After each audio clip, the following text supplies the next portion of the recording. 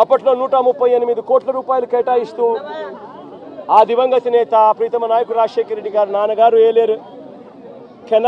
ఏలేరు కెనాల్కు సంబంధించిన మోడర్నైజేషన్ కార్యక్రమం చేపట్టాడు. నాన్నగారు చనిపోయిన తర్వాత మళ్ళీ ఆ కార్యక్రమం ఎవరు పట్టించుకోలేదు. చంద్రబాబు నాయుడు వచ్చాడు 2014లో. ఆయన ఏమైనా పట్టించుకున్నాడా? 295 కోట్లకు అంచనాలు పెంచాడు. మరి ఆయన 5 ఏళ్ళు ఉన్నాడు కదా, మరి ఎందుకు చేయలే అంటున్నా. ఆయన కాలంలో కరువు, కనీసము ఈ మాదిరిగా అన్న వర్షాలన్నా ఎక్కువ పడతా ఉండి రిజర్వాయర్లు పూర్తిగా నిండిపోయి ఉన్నాయి. రిజర్వాయర్లు నిండున్నాయి కాబట్టి రైతులకు కెనాల్ నుంచి నీళ్లు పంపకపోతే రైతులకు ఇబ్బంది కలుగుతుంది.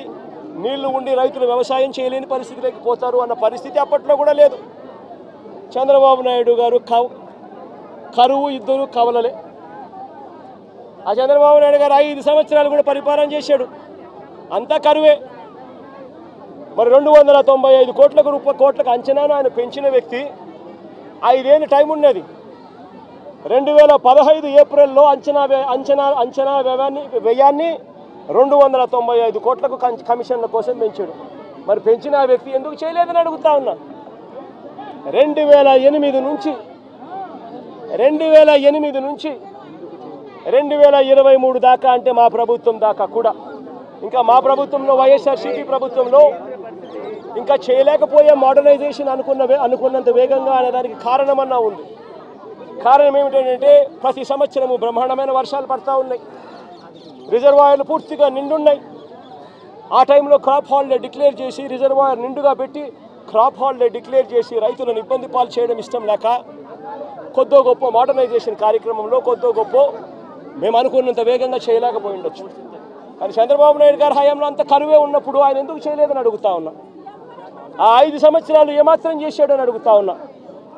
2008 ఆ దివంగత నేత ప్రీతమ నాయకుడు రాజశేఖర రెడ్డి గారి హయాం నుంచి 2023-24 జగన్మోహన్ రెడ్డి గారి హయాం వరకు జగన్ హయాం దాకా మధ్యలో చంద్రబాబు హయాంతో కూడా కలుపుకుంటే కూడా ఇది కెనాల్ మోడర్నైజేషన్ కాబట్టి పంటలు అప్పుడప్పుడు ఆపుకుంటూ క్రాప్ హాలిడే డిక్లేర్ చేస్తూనే మోడర్నైజేషన్ చేయాల్సి వస్తుంది ఒకవేళ రిజర్వాయర్లో నీళ్లు ఉన్న పరిస్థితి అయితే.